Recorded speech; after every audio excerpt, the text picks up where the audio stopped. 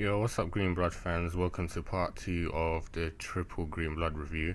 This one's chapter 42 and it's called Frustration. And in this chapter, we go to Luke's point of view, and you might as well say flashback kind of thing. It was a good chapter because we see the war with the Native Americans versus the U.S. Army troops, and it's really gory, bloody war mess, and it's really emotional as well, especially the way it ends. Luke is literally in hysterics in this one. He's panicking. It's like he's literally broken down. He's lost his composure, and we see some flashbacks of him with his brother, like when he was learning and training, and it was like we see him. What was it? Like in the first instance, it's like he's got to have no regrets and things like that. So similar thing to him, he had to give up. He's humanity and stuff like that.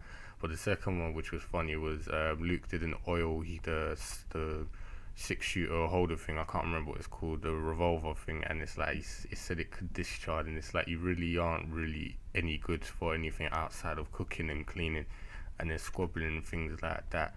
But during the fight, we just see Luke is like he doesn't want to see any more fighting. He's literally on his knees, and still at this point wondering how that Gatling gun hasn't hit him.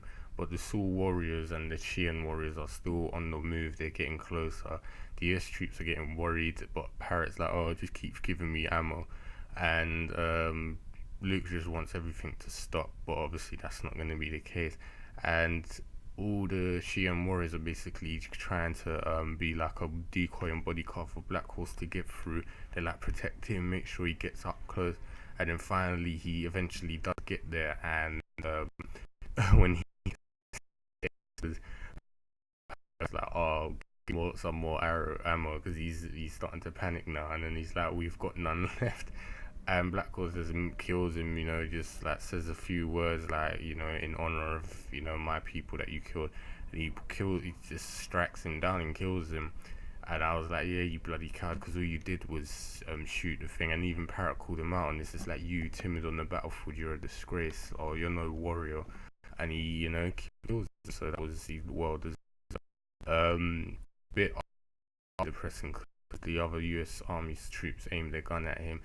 The soldiers wanted to come help him, but he said, remember me, this is our legacy to go on for all the other warriors. And he lets himself get shot. He has his hands up and lets him be shot, and this is kind of inspiring to everyone. And even Luke, it's like he cries seeing this. It's quite sad, especially Black Horse, everything he's done, but I guess he got his revenge and did what he wanted to do, because that's all he was after, was the person with the Gatling gun, which was Parrot.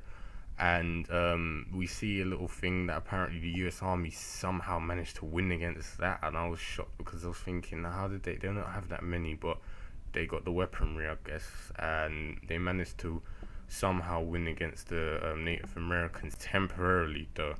And because of the Native like persistent attacks on them, they eventually had to give up, and they held a treaty that the Native Americans owned that land, and those like 3 of their forts were just abandoned permanently. So overall, they eventually got their victory and got their land back, which was good to see. But at the end now, we see Luke riding things that we have to stop now. He's thinking while crying, and but it's kind of, well, it was nearly too late. But we see Brad is on his way to Edward King, and Edward King's like, Brad Burns, and then he just shoots him straight like there. And I thought, don't tell me that's gone through his heart and he's dead, and he's collapsed. And yeah, it was just a cliffhanger there, and just left it.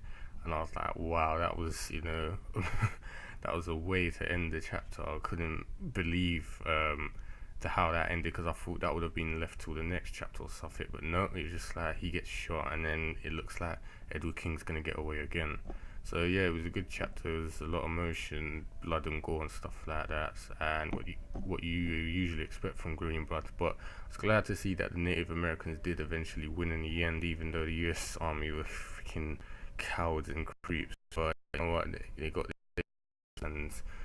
The Native Americans got their land back, so it was all good, and I'm glad that Parrot is dead. But what said what?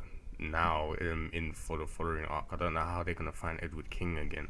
So that's obviously gonna be the last final thing, because the Crimson Blood Gang's pretty much dead now, and he's the only one left.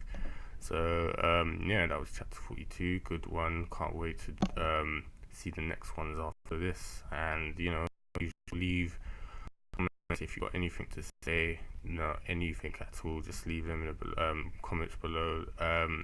Leave a like if you enjoyed this, and also subscribe for more content in the channel, and I'll speak to you guys next time.